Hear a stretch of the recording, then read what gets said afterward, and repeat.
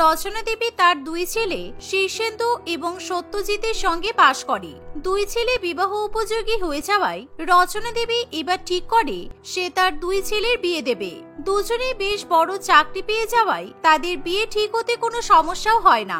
বড় ছেলে শীর্ষেন্দুর সঙ্গে সোহিনীর বিয়ে ঠিক হয়, আর অন্যদিকে ছোট ছেলে যখন বিয়ে ঠিক হয় তখন সে কিছুতেই বিয়ে করতে চায় না, কারণ সে আগে থেকেই গরিব মেয়ে পিয়ালিকে পছন্দ করে। কিন্তু ছোট ছেলে এরকম গরিব মেয়েকে বিয়ে করবে বলে ঠিক করে বলে রচনা দেবী কিছুতেই তা মেনে নিতে চায় না। অন্যদিকে সত্যজিৎ বিয়ে করার জন্য জোর করতে চাইলে রচনা দেবী বাধ্য হয়ে পিয়ালির সঙ্গে সত্যজিতের বিয়ে ঠিক করে। ওই গরিব মেয়ে যতই আমার বাড়ির বউ হয়ে আসুক না কেন, আমি আমার বড় বউকে নিয়েই ব্যস্ত থাকবো, কারণ ও বড় লোক বাড়ির মেয়ে। আর ওকে বিয়ে উপলক্ষে আমি দামি দামি গহনা গাটি সুন্দর সুন্দর জামা কাপড় কিনে দেব, কিন্তু ওই গরিব মেয়ে পিয়ালিকে আমি কিচ্ছু দেব না। এই ভেবে রচনা দেবী তার বড় হবু বৌমাকে নিয়ে শপিং করতে যাওয়ার জন্য ফোন করে। আপনি শপিং করতে যাওয়ার কথা বলছেন, কিন্তু এই গরমের মধ্যে শপিং করতে যাব কোথায়? কারণ আমি একদম গরমের মধ্যে পাবলিক ট্রান্সপোর্ট ট্রাভেল করতে পারি না। আপনি আমার জন্য বরং একটা গাড়ি পাঠিয়ে দিন, আমি সেই গাড়ি করে শপিং মলে চলে যাচ্ছি, কারণ আমাদের বাড়ির গাড়িটা বাবা নিয়ে বেরিয়েছে। আচ্ছা ঠিক আছে বৌমা, আমি তোমার জন্য এখনই একটা বড় এসি গাড়ি পাঠাচ্ছি, তুমি সেই গাড়ি করে স্টার মলের সামনে চলে এসো, তারপর তোমাকে নিয়ে আমি শপিং করব। রচনা দেবী ফোন রেখে সোহিনীর বাপের বাড়িতে একটা বড় এসি গাড়ি পাঠিয়ে দেয়, যাতে সোহিনী স্টার মলের সামনে যেতে পারে। আর রচনা দেবীও শপিং করতে যাওয়ার জন্য তার দুই ছেলের গাড়িতে বসে পড়ে। সেই সময় তার দুই ছেলে অফিসে যাচ্ছিল। মা, তুমি আজকে আমাদের গাড়িতে করে কোথায় যাচ্ছ? আমাদের বাড়িতে তো আরো একটা গাড়ি আছে, যদি এতই শপিং করতে ইচ্ছে হতো তাহলে ওই গাড়ি করে যেতে পারতে। না রে, আমি আমাদের আরেকটা গাড়ি সোহিনীর বাড়িতে পাঠিয়েছি, কারণ আমি আমার বড় বৌমাকে নিয়ে শপিং করতে যাব আর ওকে বিয়ের ড্রেস কিনে দেব। এই গরমের মধ্যে যাতে ওর কোনো কষ্ট না হয়, তাই আমি আমাদের এসি গাড়িটা ওর বাড়িতে পাঠিয়ে দিয়েছি। রচনা দেবীর এমন কথা শুনে সত্যজিতের ভীষণ পরিমাণে খারাপ লাগে, আর সে বুঝতে পারে তার দাদার বউ যেহেতু বড়লোক পরিবারের মেয়ে, তাই তার মা তাকে রাজকুমারীর মতো পরিষেবা দেওয়ার চেষ্টা করছে। কিন্তু তার হবু বউ যেহেতু গরিব পরিবারের মেয়ে, তাই তার বিয়ে জামা কাপড় কেনা নিয়ে কারোরই কোনো মাথা ব্যথা থাকে না। মা, তুমি যখন বড় বৌদির বিয়ের জামা কাপড় কিনতেই যাচ্ছ, তাহলে আমার বউয়ের বিয়ের ড্রেসটাও একেবারে কিনে নিতে পারতে, কারণ ওকেও তো আমাদের বিয়ের ড্রেস দিতে হবে, তাই না? তোর বউকে বিয়ে জামা কাপড় দেওয়ার আমার কোনো ইচ্ছা নেই, কারণ ওকে যে আমি এত বড় শপিং মল থেকে জামা কাপড় কিনে দেব, ও সেটার মর্ম বুঝতে পারবে? তার থেকে ভালো তুই তোর বউকে তাঁতের শাড়ি পরিয়ে বিয়ে করে নিয়ে আসবি। ও যদি তাঁতের শাড়ি পরে বিয়ে করে আমাদের বাড়িতে আসে, তখন তো আমাদেরই লজ্জা। আর আমি তো চাইলে ওকে একটা দামি জামা কাপড় কিনে দিতে পারি, কিন্তু তুমি যদি ওকে বিয়ের ড্রেস কিনে দাও তাহলে বেশি ভালো লাগবে। আমি ওকে এক্ষুনি ফোন করে বলছি স্টার মলের সামনে চলে আসতে। এই বলে সত্যজিৎ তখনই তার হবু বউ পিয়ালিকে ফোন করে, আর সত্যজিৎ পিয়ালিকে জানায় যে তার মা পিয়ালিকে নিয়ে স্টার মল থেকে তাদের বিয়ের ড্রেস কিনতে যাবে। আর এই শুনে পিয়ালি খুবই খুশি হয়। হ্যাঁ, আমি এক্ষুনি স্টার মলের সামনে যাচ্ছি, কারণ আমাদের বাড়ি থেকে একটা বাসে স্টার মলে যাওয়া যায়, আমি বাসে করে চলে যাচ্ছি। এই বলে পিয়ালি ফোন রেখে দেয়, আর সে তাড়াতাড়ি তৈরি হয়ে একটা বাসে উঠে পড়ে। বাসে করে পিয়ালি স্টার মলের উদ্দেশ্যে রওনা দেয়। অন্যদিকে রচনা দেবী ততক্ষণে স্টার মলে গিয়ে পৌঁছায়। কিছুক্ষণের মধ্যে সোহিনীও সেখানে এসি গাড়ি থেকে নেমে পড়ে, কিন্তু রাস্তায় জ্যাম থাকার কারণে পিয়ালি তখনও বাসেই বসে থাকে। উফ মা, বাইরে কি গরম! আমরা এই গরমের মধ্যে বাইরে দাঁড়িয়ে কার জন্য অপেক্ষা করছি? আপনি তাড়াতাড়ি মলের ভেতরে চলুন, কারণ বিয়ের আগে বাইরের রোদে আমি এরকম ভাবে দাঁড়াতে পারবো না। আমার গায়ের রং ট্যান পড়ে কালো হয়ে যাবে, আর বিয়েতে আমাকে দেখতে খারাপ লাগবে। আমার ওই ছোট ছেলের গরিব হবু বউটা আমাদের সঙ্গে শপিং করতে আসবে। আমার তো কোনো খেয়ে বসে কাজ নেই যে আমি ওকে বিয়ের ড্রেস কিনে দেব। এই গরমের মধ্যে ওর জন্যই অপেক্ষা করতে হচ্ছে। অন্যদিকে বাসের ভিড়ের মধ্যে দাঁড়িয়ে দাঁড়িয়ে পিয়ালির ভীষণ পরিমাণে গরম লাগে, আর সে কিছুতেই ভিড় বাসের মধ্যে দাঁড়িয়ে থাকতে পারে না। তাই সে বাস থেকে নেমে স্টার মলের দিকে হাঁটতে শুরু করে। মা, আমি আর এক মুহূর্ত বাইরে দাঁড়িয়ে অপেক্ষা করতে পারবো না। ও যখন আসবে তখন নিজেই মলের মধ্যে ঢুকে যাবে, চলুন। এই বলে সোহিনী তার হবু শাশুড়ি মায়ের সঙ্গে স্টার মলের ভেতরে ঢোকে, আর তারা দুজনে মিলে একটা বড় বেনারসি শাড়ির দোকানে চলে যায়। সেই শাড়ির দোকান একেবারে বড় লোকেদের জন্য তৈরি, সেখানে একেবারে সেন্ট্রাল এসি চলে। আর তার সাথে সাথে সেই দোকানের কর্মচারীরা সকল কাস্টমারদের শরবত পরিবেশন করে। এই দেখে সোহিনী এবং তার হবু শাশুড়ি মা দুজনেই খুবই খুশি হয়। ওয়াও মা, এই শাড়ির দোকানটা কি সুন্দর। এর আগে আমি অনেক বড় বড় দোকান থেকে শাড়ি কিনেছি, কিন্তু এত বড় শাড়ির দোকান কোথাও দেখিনি। রচনা দেবী এবং সোহিনী বিয়ের জন্য বেনারসি কিনছে এমন সময় সেই দোকানের বাইরে রোদে পুড়ে কালো হয়ে পিয়ালি এসে উপস্থিত হয়। আর পিয়ালিকে এরকম কর্মক্লান্ত অবস্থায় দেখে দোকানের সিকিউরিটি কিছুতেই পিয়ালিকে দোকানের মধ্যে যেতে দেয় না। আপনি এই দোকান থেকে শাড়ি কিনতে চান? নিজেকে একবার আয়নায় দেখেছেন? এই দোকানটা শুধুমাত্র বড় লোকদের জন্য। এখানে আপনাদের মতো গরিব মেয়েরা বিয়ের জন্য শাড়ি কিনতে পারবে না। আমার মনে হয় আপনার কোথাও ভুল হচ্ছে। না না, আপনার কোথাও ভুল হচ্ছে। আমার হবু শাশুড়ি মা আর হবু বড় যা এই দোকান থেকেই বেনারসি শাড়ি কিনছে, তাই আমিও এই দোকানে এসেছি। আপনি দয়া করে আমাকে ভেতরে যেতে দিন। অনেকক্ষণ থেকেই আপনার সাথে ভদ্র ভাষায় কথা বলছি, কিন্তু আপনি দেখছি ভদ্র কথার মানুষ নন। যান, এখান থেকে বেরিয়ে যান, তা না হলে কিন্তু আমি আপনাকে ঘাট ধাক্কা দিয়ে বাইর করে দেবো। শপিং মলে শাড়ি পরে বিয়ে করার ইচ্ছা হয়েছে, যত সব। সিকিউরিটি গার্ডের এমন কথা শুনি পিয়ালির চোখে জল চলে আসে। আর সেই সময় রচনা দেবী দেখে যে তার হবু ছোট বৌমা দরজার বাইরে দাঁড়িয়ে আছে। এই দেখে সে লজ্জায় তাকে পরিচয় দিতে চায় না। পিয়ালি অনেকবার করে তার হবু শাশুড়ি মাকে ডাকাডাকি করলেও রচনা দেবী কিছুতেই তার দিকে তাকায় না। মা, সোহিনীদি, তোমরা আমার দিকে তাকাচ্ছ না কেন? দেখো না, সিকিউরিটি গার্ড আমাকে কিছুতেই ভেতরে যেতে দিচ্ছে না। তোমরা একটু এদিকে এসো না। সোহিনী, ভুল করে ওই গরিব মেয়েটার দিকে তাকিও না, কারণ সিকিউরিটি গার্ড ওর সঙ্গে খুব খারাপ ব্যবহার করেছে আর এখানে ওকে ঢুকতে দেয়নি। আমরা যদি এখন বলি ওকে আমরা চিনি আর আমাদের পরিচয় দিই, তাহলে কিন্তু আমাদেরকেও অপমান করা হবে। আপনার কি মাথা খারাপ হয়ে গেছে? আমি ওই মেয়েকে কি জন্য পরিচয় দেব? চলুন আমরা নিজেদের মতো করে বিয়ের ড্রেস কিনে বাড়ি যাই। এই বলে সোহিনী বিয়ের জন্য একটা দামি এবং খুব সুন্দর নরম বেনারসি শাড়ি পছন্দ করে, কারণ গরমের মধ্যে সোহিনী একেবারে ভারী শাড়ি পরতে পছন্দ করে না। সেই সময় দোকানদার সোহিনীর কাছে এসে বলে, সত্যি ম্যাডাম, আপনার চয়েস আছে বলতে হবে, কারণ এই গরমকালে বিয়ের জন্য আপনি যে শাড়িটা পছন্দ করেছেন সেটা খুবই দারুণ শাড়ি, আর আমাদের দোকানের লেটেস্ট কালেকশন। আপনি যদি এই শাড়িটা পরে বিয়ে করেন, তাহলে আপনার শরীরে কিন্তু একদম গরম লাগবে না। হ্যাঁ, সেই কারণেই তো আমি শাড়িটা চয়েস করেছি। এই শাড়িটার প্রাইসটা একটু বলবেন? ম্যাডাম, শাড়িটার বেশি দাম নয়, মাত্র 1 লক্ষ টাকা। আসলে এত পাতলা নর্মাল বেনারসি শাড়ি বুঝতেই পারছেন, এই শাড়িটাতে আমরা কৃত্রিম ছোট এসি লাগিয়ে দিয়েছি যাতে আপনার গরম অনুভব না হয়। এই কথা শুনে সোহিনী ভীষণ পরিমাণে খুশি হয় আর সে জেদ ধরে বসে যে তাকে সেই 1 লক্ষ টাকা দামের বেনারসি শাড়িটাই কিনে দিতে হবে। তার হবু শাশুড়ি মা তাকে সেই 1 লক্ষ টাকা দিয়ে দেয়। তারা যখন সেই শপিং মল থেকে বেরিয়ে আসে তখন তারা দেখে যে পিয়ালি বাইরে বসে আছে, আর পিয়ালিকে দেখা মাত্রই রচনা দেবী নাটক করতে শুরু করে দেয়। এ মা, তুমি এসেছিলে? আমাদেরকে ডাকোনি কেন? একবার তো ফোন করতে পারতে। এ বাবা, আমরা দুজনে তো তোমাকে দেখতেই পাইনি। তোমার তো আর বিয়ের জন্য ড্রেস কেনা হলো না, এবার কি হবে?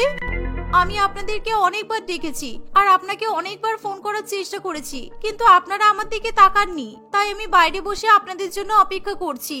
তোমার বাইরে অপেক্ষা করাই ঠিক আছে, কারণ তোমার মতো গরিব মেয়ে এত বড় দোকান থেকে বিয়ের ড্রেস কিনবে সেটা শোভা পায় না। পারলে নিজের জন্য একটা ছোটখাটো দোকান থেকে সাধারণ 1000 টাকা দামের একটা বেনারসি শাড়ি কিনে নিও, তাহলেই চলে যাবে। এই বলে সোহিনী আবার এসি গাড়িতে উঠে পড়ে আর সে নিজের বাড়িতে চলে যায়। অন্যদিকে রচনা দেবীও নিজের মতো বাড়িতে ফিরে যায়। সেই দিন পিয়ালির জন্য জামা কাপড় কেনা হয় না। এর ফলে পিয়ালি মন খারাপ করে নিজের বাড়িতে চলে যায়। কিন্তু বিয়ের দিন পিয়ালি কোন শাড়ি পরবে এই নিয়ে পিয়ালি ভীষণ পরিমাণে চিন্তায় পড়ে। বিয়ের দিন গরমের মধ্যে কি আমি বেনারসি শাড়ি পরবো? আমি তো কিছুই বুঝতে পারছি না। আর আমার শাশুড়ি মাও তো আমাকে বিয়ের জন্য কিছুই কিনে দিল না। একেই বাবা বিয়ের জন্য অনেক টাকা খরচ করে ফেলছে, তার উপর আমি যদি বলি আমাকে আবার শাড়ি কিনে দিতে হবে, তাহলে বাবা তো এত বেশি খরচা সামলাতে পারবে না। দেখতে দেখতে এভাবেই কিছুদিন কাটে আর তাদের বিয়ের দিনও এগিয়ে আসে। রচনা দেবী তার 2 ছেলের রিসেপশনের জন্য একটা এসি ব্যাংকুয়েট হল বুক করে। অন্যদিকে সোহিনীর পরিবার থেকে বিয়ের দিন অনেক বড় করে টাকা খরচা করে আয়োজন করা হয়, ফলে সোহিনীর সঙ্গে শীর্ষেন্দুর ধুমধাম করে বিয়ে হয়। আর অন্যদিকে এই গরমের মধ্যে পিয়ালির বাবার ক্ষমতা থাকে না বড় বিয়েবাড়ি এবং এসিওয়ালা বিয়েবাড়ি বুক করার, তাই এই গরমের মধ্যে কোনো মতে একটা তাঁতের শাড়ি পরেই পিয়ালি সত্যজিৎকে বিয়ে করে। বিয়ের পর, আচ্ছা পিয়ালি, আমি তো আমাদের রিসেপশনের দিন আমার হবু শাশুড়ি মায়ের দেওয়া অত দামি সুন্দর ড্রেসটা পরবো, আর তুমি কি পরবে? তুমি কি ঠিক করেছো কিছু? কারণ তোমাদের দুজনের যা বিয়ের ধুম দেখলাম তাতে মনে হয় না তুমি বেশি টাকা খরচা করে নিজের জন্য রিসেপশনের ড্রেস কিনতে পেরেছো বলে। এমন কথা শুনে পিয়ালির খুবই খারাপ লাগে, কারণ বিয়ের পর থেকেই তার শাশুড়ি মা এবং বড় যা তাকে এভাবেই কথা শোনাতে থাকে। ড্রেস কিংবা শাড়ি তো দূরের কথা, ওর বাবা তো বিয়ের তত্ত্বেও সেরকম একটা ভালো জিনিসপত্র দিতে পারেনি, তাই ওর কাছ থেকে আর কি আশা করা যেতে পারে বলতো। এভাবেই দেখতে দেখতে সেই দিনটা কাটে। পরের দিন পিয়ালি এবং সোহিনীর রিসেপশনের দিন চলে আসে।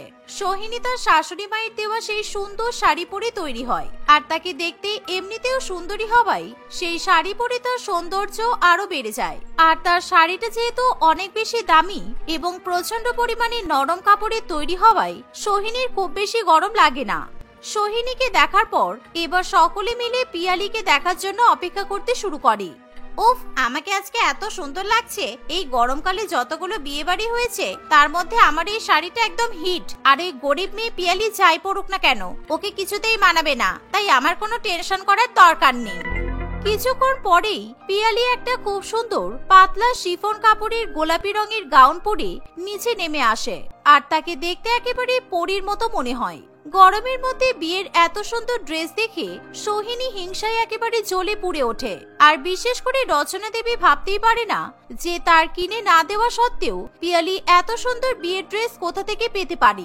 এবার সকলে মিলে সোহিনীর প্রশংসা করা ছেড়ে দিয়ে পিয়ালিরই প্রশংসা করতে থাকে।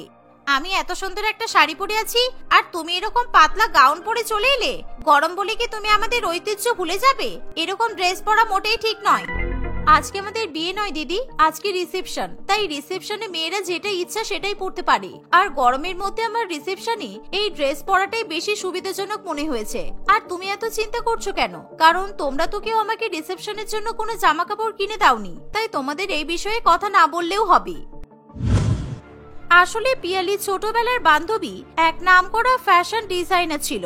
আর পিয়ালি যখন তার বান্ধবীকে বিয়েতে আসার জন্য নিমন্ত্রণ করে তখন তার গলা ভার শুনে পিয়ালির বান্ধবী তার কাছ থেকে সবকিছু ঘটনা জেনে নেয়।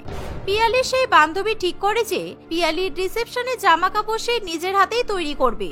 তাই সে নিজের বুদ্ধি দিয়েই ওরকম পাতলা সুন্দর একটা গাউন তৈরি করে, যা পরলে গরমকালে একেবারে গরম লাগবে না। ফলে রিসেপশনের দিন পিয়ালি সেই জামা পরে তৈরি হয়ে নিচে নেমে আসে। আর পিয়ালির এমন কথা শুনে রচনা দেবীর মাথা লজ্জায় একেবারে নত হয়ে যায়।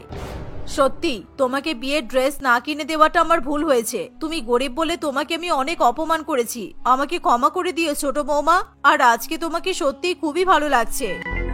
এভাবে গরমের মধ্যে দুই বউয়ের রিসেপশন পার্টি খুব সুন্দর করে সম্পন্ন হয়। আর বড়লোক বউ সোহিনী তার ছোট জায়ের বিয়ের ড্রেস দেখে হিংসা করলেও মুখে কোনো কথা বলতে পারে না। সুজাতা দেবী তার ছেলে বৌমার সঙ্গে একটি শহরে থাকে। সুজাতা দেবীর এক মেয়ে আছে মধু। সুজাতা দেবী তার বৌমা অন্তরাকে একেবারে পছন্দ করে না। এর কারণ অন্তরা গরিব, কিংবা তার ছেলে অন্তরাকে বাড়ির অমতে গিয়ে বিয়ে করেছে এমন কিছু নয়। এর কারণ শুধু একটাই, অন্তরা সুজাতা দেবীর থেকে অনেক অনেক বেশি ভালো গৃহিণী ছিল। সুজাতা দেবীর ছেলে অঞ্জন সারাদিন অন্তরার প্রশংসা করতে ব্যস্ত থাকে। অন্তরা যেভাবে ঘর সংসার সামলায় সেটা দেখে তাদের পাড়া প্রতিবেশীরা অন্তরার প্রশংসায় একেবারে পঞ্চমুখ। এরই মধ্যে একদিন সুজাতা দেবী খবর পায় তার বৌমা গর্ভবতী। একা একা আমাকে জ্বালিয়ে শান্তি হয়নি, আবার আরেকজনকে আনছিস। নিজেই বাড়িতে আসার পর থেকেই তো আমার ছেলেটাকে আমার থেকে দূর করে দিয়েছিস, আরো একজনকে এই পরিবারে এনে আমাকে এই বাড়ি থেকে তাড়াতে চাস, তাই না? এসব আপনি কি বলছেন মা? আপনি তো আমাদের মা হন, আমি কেন আপনাকে বাড়ি থেকে তাড়াতে যাব? আর এই বাড়িটা তো আপনারই। তোকে আমি একটুও বিশ্বাস করি না। তুই আমার ছেলেকে আমার থেকে আলাদা করেছিস, তোকে আমি কোনোদিনও ক্ষমা করব না। যেদিন আমার মতো তুই কষ্ট পাবি সেদিন তুই বুঝবি কেন আমি আজকে এই কথাগুলো বললাম। আমি জানি না আমার গর্ভে কন্যা সন্তান আছে নাকি পুত্র সন্তান, তবে আমি এটুকু জানি যদি আমার গর্ভে পুত্র সন্তানও থাকে তাহলে আমি ভবিষ্যতে আপনার মতো শাশুড়ি মা হব না। আমি আমার বৌমাকে নিজের মেয়ের মতো করে ভালোবাসবো। আমার মেয়েকে একবার আসতে দে এখানে, ও এখানে আসলেই আমরা দুজনে মিলে আচ্ছা মতো তোকে শায়েস্তা করতে পারবো। হ্যাঁ, আপনি মনে মনে আমাকে গালমন্দ করছেন আমি বুঝতেই পারছি, কিন্তু এখন এসব বাদ দিন। আমি চা করে এনেছি, আগে চাটা খেয়ে নিন। কোনো কিছু দরকার হলে আমাকে ডাকবেন। গর্ভাবস্থা শুরুর মাসগুলোতে তাও একটু কাজ করতে পারছি, তাই আমি সবসময় আপনার সেবা করার জন্য তৈরি থাকবো। এই বলে অন্তরা সেখান থেকে চলে যায়। অন্তরার খুবই কষ্ট হয়, তার শাশুড়ি মা তাকে এইভাবে সবসময় তুই তুই করে অপমানজনক ভাবে কথা বলে। সে অনেক চেষ্টা করে তার শাশুড়ি মায়ের মন ভোলানোর জন্য, কিন্তু সুজাতা দেবী একেবারে যেন শক্ত পাথর, কিছুতেই তাকে গলানোই যায় না। দেখতে দেখতে আরো বেশ কয়েকদিন কাটে, সবকিছু একই রকম ভাবে চলতে থাকে। অন্তরা গর্ভবতী জানার পরেও তার জীবনে সেরকম কোনো পরিবর্তন আসে না। তবে এরই মধ্যে তার ননদ মধু তাদের বাড়িতে একদিন আসে। তুমি গর্ভবতী শুনেছি আমি কত খুশি হয়েছি তুমি ভাবতে পারবে না। আমরা ননদ বৌদি একসঙ্গে মা হতে চলেছি, এর থেকে আনন্দের কথা আর কি হতে পারে বলো তো? আমি খুব খুশি হয়েছি তুমি এখানে এসেছো বলে। আমার কপাল তো আর তোমার মতো নয়। আমার বাপের বাড়িতে এখনো লোক আছে যারা আমার এই গর্ভাবস্থায় আমার দেখভাল করার জন্য উপস্থিত আছে। তোমার যদি সেরকম কপাল থাকতো তাহলে তুমিও তোমার বাপের বাড়িতেই থাকতে। তুমিও আমার সঙ্গে এরকম করে কথা বলবে? আমি তো তোমাদের খারাপ কখনো চাইনি, তাও তোমরা আমার উপর এত রেগে থাকো কেন? আমি কিছুই বুঝতে পারি না সত্যি। তুমি এই বাড়িতে আসার পর থেকে আমার মায়ের মানসিক অবস্থাটা কি হয়েছে একবার দেখেছো? এরপরেও তোমাকে আলাদা করে আবার কিছু করতে হবে? আর শোনো, আমি চাই না তুমি আমার আশেপাশে থাকো, তাই আমার সাথে বেশি ভালোবাসার অভিনয় করতে আসতে হবে না। আমার মেয়ে একদম ঠিক বলেছে, তুই ওর সামনে একদম যাবি না। তোর খারাপ নজরে আমার মেয়ের সন্তানের ক্ষতি হতে পারে, এটা ওর প্রথম বাচ্চা। আমি চাই না তোর কুনজরে ওর বাচ্চাটার কোনো ক্ষতি হোক। অন্তরা আর কিছু না বলে কাঁদতে কাঁদতে সেখান থেকে চলে যায়। তার শাশুড়ি মা এবং ননদের এমন ব্যবহার অন্তরা কিছুতেই মেনে নিতে পারে না। কোথায় এই সময় সে হাসি খুশি সবার সঙ্গে মিলেমিশে থাকবে তা না করে সে দিনরাত সারা বাড়ির জন্য কাজ করছে আর একা একাই নিজের চোখে জল ফেলে যাচ্ছে। দেখতে দেখতে বেশ অনেকদিন কাটে। সব অত্যাচার সহ্য করে অন্তরা সবার মন ভুলিয়ে রাখার চেষ্টা করেই যায়। এরই মধ্যে হঠাৎ করে প্রচন্ড ঠান্ডা পড়ে যায়। একদিন সকালবেলা অন্তরা একদম গুটিসুটি খেয়ে চাদর মুড়ি দিয়ে নিজের বিছানায় শুয়ে আছে। এমন সময়, এই মেয়ে, এই এতক্ষণ ঘুমালে হবে না, ওঠ ওঠ, এক্ষুনি ওঠ বলছি। সকাল 7টা বাজে আর মহারানী এখনো কম্বল মুড়ি দিয়ে ঘুমাচ্ছে, যত সব। আজকে তো খুব ঠান্ডা মা, আজকে একটু দেরি করে উঠে আমি সমস্ত কাজ করে দেব, আমি কথা দিচ্ছি। কিন্তু এখন আমাকে আরেকটু এইভাবে থাকতে দিন। আমার মেয়ে ঘুম থেকে উঠে গেছে, এখন ওর চা দরকার। গর্ভবতী মায়েদের এই সময় কত কিছুই তো খেতে ইচ্ছে করে, আর আমাদের উচিত সেই সব ইচ্ছার খেয়াল রাখা। তাই বলছি চুপচাপ গিয়ে আমার মেয়ের জন্য চা আগে বানিয়ে দে। আপনার মেয়ে গর্ভবতী আর আমি গর্ভবতী নই? আমার কি ইচ্ছা করতে পারে না কিছু? আমি তো বললাম একটু পরে দিচ্ছি। আপনি মধুকে বলুন আর কিছুক্ষণ অপেক্ষা করতে। ধুর বাবা, এই 7 সকালে ঘরের মধ্যে তোমরা কি শুরু করেছো বলো তো? এই তো একটু পরে উঠেই অফিসে দৌড়াতে হবে। এই ঠান্ডার মধ্যে যতক্ষণ একটু বিশ্রাম করতে পারছি করতে দাও না। অদ্ভুত লোকজন তোমরা। দিলি তো ছেলেটার ঘুম ভাঙিয়ে। কি দেখে সবাই যে তোর প্রশংসা করে আমি আজও বুঝে পেলাম না। অকর্মার ঠেকি। এবার ওঠ বলছি। বেহায়া মেয়ে, কারোর কথা শোনে না, অবাধ্য একেবারে। সকালবেলা একের পর এক অপমান সহ্য করতে করতে অন্তরা প্রচন্ড বিরক্ত বোধ করে এবং সে সঙ্গে সঙ্গে বিছানা থেকে উঠে পড়ে। উঠেই হাত মুখ ধুয়ে এসে সে সবার জন্য চা বানাতে চলে যায়। ঠান্ডায় তার হাত পা একেবারে জমে আসে। সবাই নিজের ঘরে কম্বলের ভেতর বসে চায়ের অপেক্ষা করতে থাকে, অথচ কেউ তাকে সাহায্য করার জন্য একবারও আসে না। অন্তরা কাঁপতে কাঁপতে সবার ঘরে ঘরে গিয়ে চা বানিয়ে দিয়ে আসে।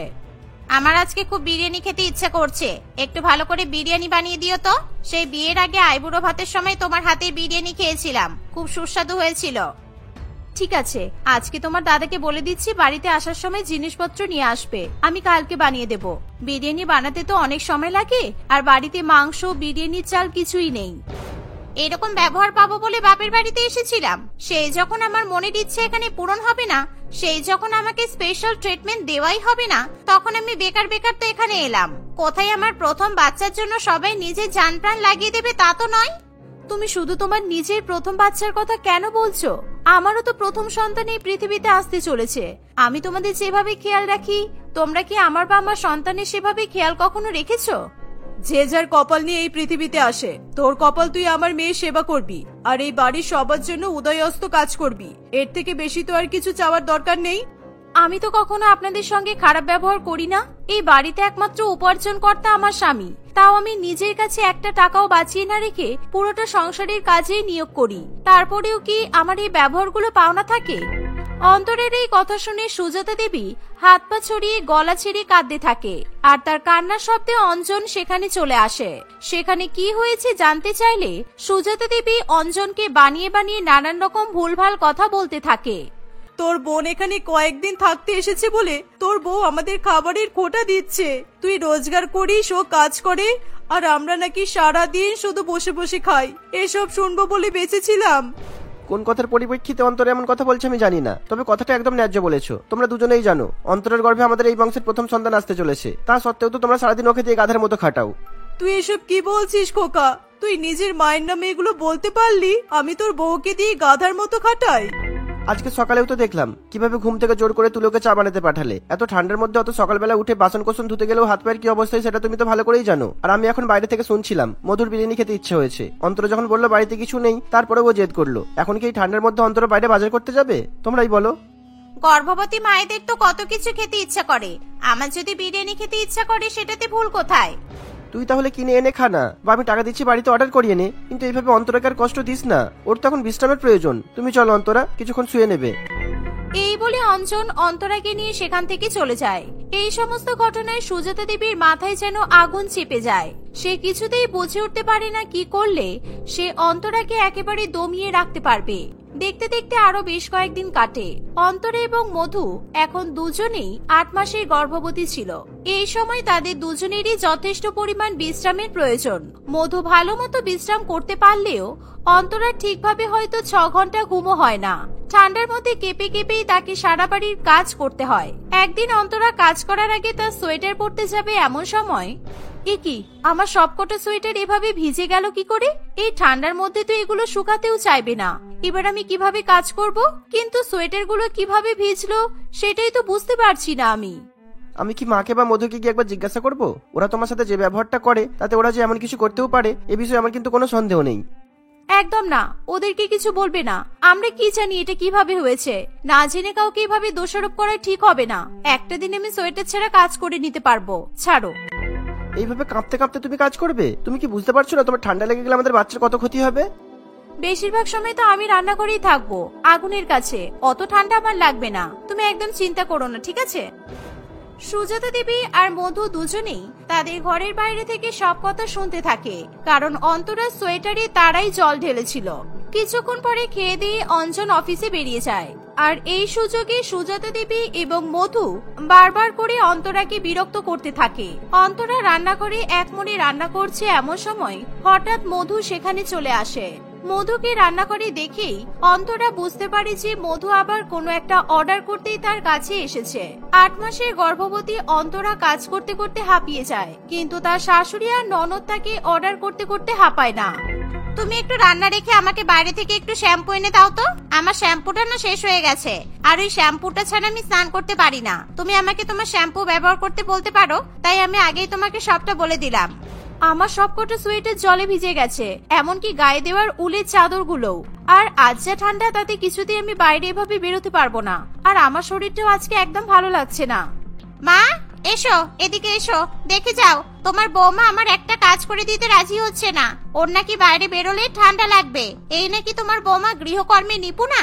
সারা পাড়ার লোক ওকে নিয়ে কেন প্রশংসা করে? যা বলছি চুপচাপ। আমার মেয়ের কিন্তু এটা প্রথম বাচ্চা। আমি চাই না কোনো রকম ছোটখাটো কারণে ও বেশি চিন্তা করুক আর ওর বাচ্চাটার ক্ষতি হোক, তাই এক্ষুনি যাবি তুই। অন্তরা কোনো রকম ঝগড়া অশান্তি করতে চায় না বলে আর কোনো কথা না বাড়িয়ে শ্যাম্পু আনতে বাজারের উদ্দেশ্যে বেরিয়ে পড়ে। রাস্তায় এত কনকনে ঠান্ডা হাওয়া বইছিল যে অন্তরা কাঁপতে কাঁপতে আবার দাঁড়িয়ে পড়ে। এভাবেই সে কাঁপতে কাঁপতে মধুর পছন্দের শ্যাম্পু নিয়ে বাড়ির দিকে হাঁটতে থাকে। ঠান্ডায় কাঁপতে কাঁপতে তার হাত পা কেমন যেন নীল হয়ে যায়। বাজার থেকে বাড়ি আসার পরেই তার শরীর এতই অসুস্থ হয়ে যায় যে সে মাথা ঘুরে পড়ে যায়। পাড়া প্রতিবেশীরা ধরাধরি করে তাকে হাসপাতালে নিয়ে যায়। যেহেতু সবাই অন্তরাকে চিনতো, তাই তারা অন্তরাকে হাসপাতালে ভর্তি করিয়ে অঞ্জনকে ফোন করে দেয়। অঞ্জন এবং তার বাড়ির লোক কিছুক্ষণের মধ্যেই হাসপাতালে গিয়ে পৌঁছায়। এরকম একজন 8 মাসের গর্ভবতী মহিলা এত ঠান্ডায় শীতের পোশাক না পরে বাইরে বেরিয়ে গেল, কি দরকার পড়েছিল এত যে ওনাকে বাইরে বেরোতেই হলো? এরকম জ্ঞানহীন বাড়ির লোক আমি খুব কমই দেখেছি। ডাক্তারবাবু কি জিজ্ঞাসা করছে মা? উত্তর দাও। অন্তরা কেন বেরিয়েছিল? কি করতে এত ঠান্ডার মধ্যে সোয়েটার ছাড়া বেরোতে হলো বলো? তোর বোনই তো বললো ওর শ্যাম্পু লাগবে, আমি বলেছিলাম আমি এনে দিচ্ছি, কিন্তু বৌমা বলল না, আপনাকে এত ঠান্ডার মধ্যে বেরোতে হবে না, আমি যাচ্ছি। আমি তো অনেকবারই আটকানোর চেষ্টা করেছিলাম। তোমরা যেভাবে ওর উপর অত্যাচার করো তাতে আমি তোমাদের কথা আর একটু বিশ্বাস করতে পারছি না। তোমার মেয়ের প্রথম সন্তানের যত্ন তুমি যেভাবে করেছো, সেভাবে যদি তোমার ছেলের প্রথম সন্তানের প্রতি যত্নবান হতে, তাহলে হয়তো নিজের বোমার উপর এত নির্দয়ী হতে পারতে না। আমি সিদ্ধান্ত নিয়েছি, আমি এই শেষের 2 মাস অন্তরাকে নিয়ে অন্য কোথাও থাকবো। তুমি থাকো তোমার মেয়েকে নিয়ে। পাড়া প্রতিবেশী সবার সামনে অঞ্জন এভাবে তার মা এবং বোনকে অপমান করায় তারা খুবই লজ্জা বোধ করে। তারা বারবার করে অঞ্জনের কাছে ক্ষমা চায়, কিন্তু অঞ্জন তাদেরকে ক্ষমা করে না। অন্তরে একটু সুস্থ হয়ে উঠলেই অঞ্জন তাকে নিয়ে একটি ভাড়া বাড়িতে থাকতে চলে যায়। ওদিকে শুধুমাত্র বৃদ্ধা মায়ের কাছে ভালো রকম ভাবে আদর আবদার পাচ্ছে না দেখে মধুও নিজের শ্বশুর বাড়িতে চলে যায়। সুজাতা দেবী বুঝতে পারে শুধুমাত্র তার হিংসা এবং তার ব্যবহারের কারণেই সে তার ছেলে মেয়ে দুজনের কাছ থেকে কতটা দূরে চলে গেছে।